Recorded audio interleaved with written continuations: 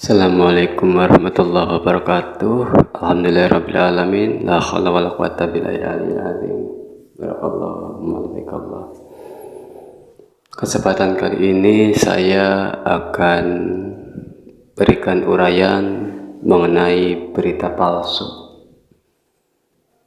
Seperti yang sudah kalian semua lihat ataupun saya juga melihat juga di beberapa video-video yang di YouTube, beberapa banyak konten itu menebarkan suatu cerita-cerita karangan belaka yang membuatnya seru supaya banyak yang nonton.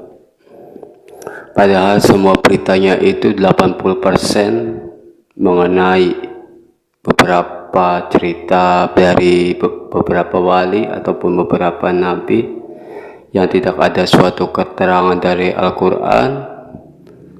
Jadi mereka itu membuat semaunya sendiri. Makanya saya agak risih terhadap para pembuat video yang di YouTube itu, yang seakan-akan derajat para nabi, derajat para wali itu sangat ekstrim. Dan itu juga keekstrimannya itu telah disetujui oleh hakikat Allah. Secara logika saya beragama, bagaimana seorang yang soleh, yang dekat hatinya kepada Allah melakukan suatu hal yang ekstrim?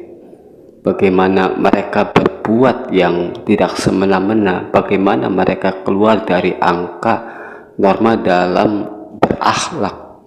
Sedangkan orang yang beriman, mereka itu dibesarkan akan akhlaknya dan diperkecil akan logikanya.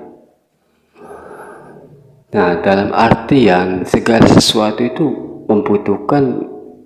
memerlukan suatu solusi yang besar. Maka mereka dijadikan orang-orang yang berpengalaman dan juga dijadikan para ketua dari mereka. Nah, masa orang seperti itu kok diceritakannya itu sangat barbar atau diceritakannya itu sangat yang tidak masuk akal. Makanya saya tinjau dari beberapa video ataupun konten YouTube gitu.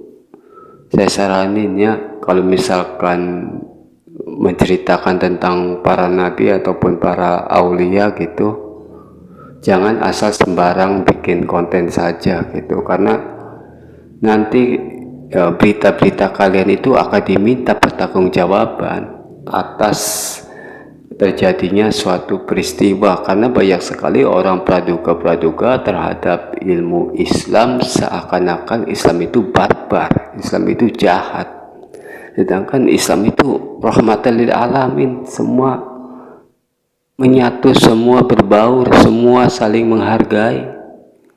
Kenapa kok para konten itu membuat propaganda seperti itu hanya demi menaikkan beberapa penonton atau hanya demi untuk mendapatkan uang melalui videonya?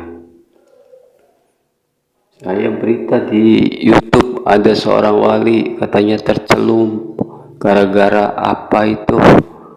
Terus ada juga nabi yang makan iblis, astagfirullahaladzim, kata saya, itu cerita dari mana? Ataupun ada nabi yang apes yang jadi iblis.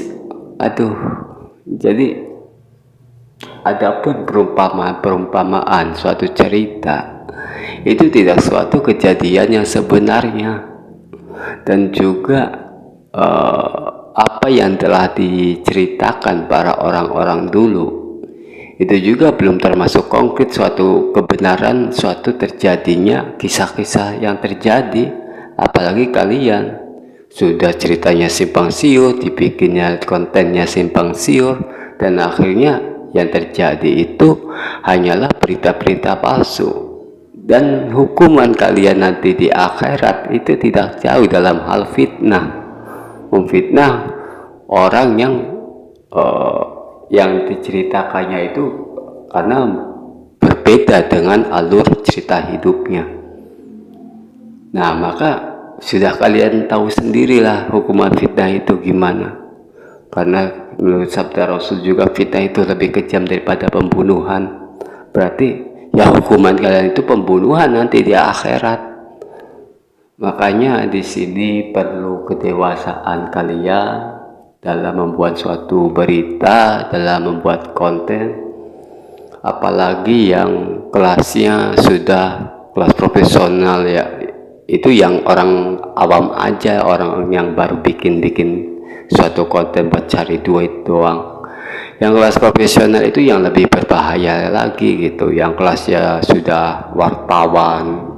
Itu berita kalian itu ketika kalian bikin hoax ataupun berita-berita miring ataupun tidak sesuai dengan realitanya, pertanggungjawaban kalian itu nanti di akhirat itu sangat berat.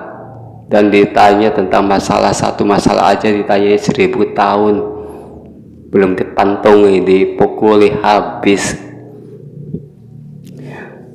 Makanya kata saya juga, tidak usahlah kita mengikuti suatu gerakan propaganda yang ada di barat itu. Karena yang perbuatan propaganda, menyebarkan berita palsu, membuat intimidasi, membuat fitnah, penyebaran berita-berita tidak baik, itu yang dilakukan itu adalah kaum kafirin, orang-orang musyrik dulu. Karena orang musyrik itu sangat membenci dengan kebenaran. Jika ada kebenaran, maka mereka itu merasa terganggu dan mereka merasa tidak bisa hidup di dalam kebenaran suatu realita kehidupan. Makanya dibikinlah suatu sara ataupun suatu propaganda lah seperti itu. Nah, dalam artian jadi kita juga terpancing dengan apa yang ada di dalam image-nya orang-orang barat sana. Orang barat kan tidak jauh pemikirannya kayak suku-suku zaman Rasulullah itu, suku-suku dari kaum musyrikin yang selalu membenci kebenaran, yang selalu membenci keadilan, yang selalu membenci keprimanusiaan. Karena mereka kalau misalkan berbuat baik itu mereka tidak mendapatkan uang, mereka tidak mendapatkan keuntungan. Maka jangan salah paham jikalau pendidikan Indonesia itu mengkiblatnya dengan prioritas barat. Itu sangat salah paham banget. Makanya saya juga terhadap beberapa profesor yang orang-orang hebat dalam pemikirannya yang serba logika, tapi melogikakannya dia itu serba ke barat-baratan. Saya tidak suka karena jiwa barat itu barbar, jiwa perampok, jiwa orang-orang berdegung, arogan.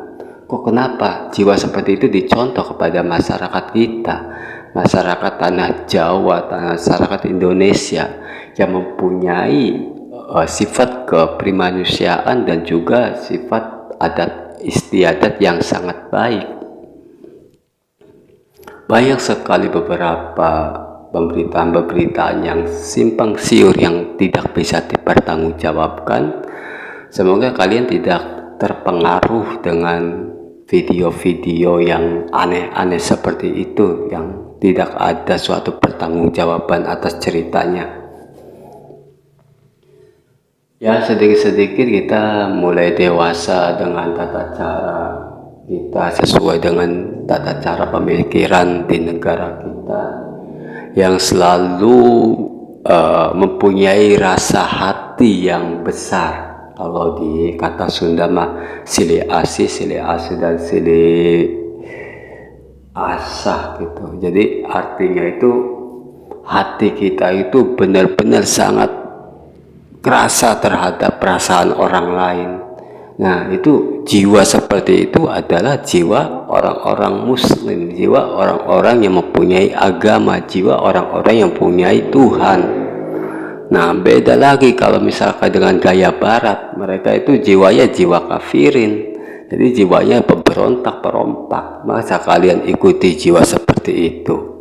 Kan malu terhadap nenek moyang kita yang telah menjadikan negara kita itu negara NKRI yang berbentuk dari beberapa suku dan beberapa adat, maka jangan sampai pemikiran kita itu condong ke perana simpang siurnya para orang-orang propaganda seperti itu.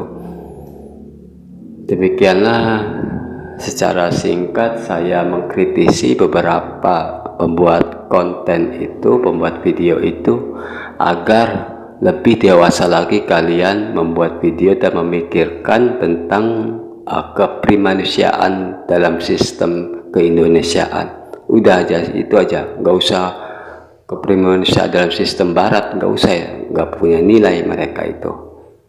Billahi taufiq wal hidayah. Wassalamualaikum warahmatullahi wabarakatuh.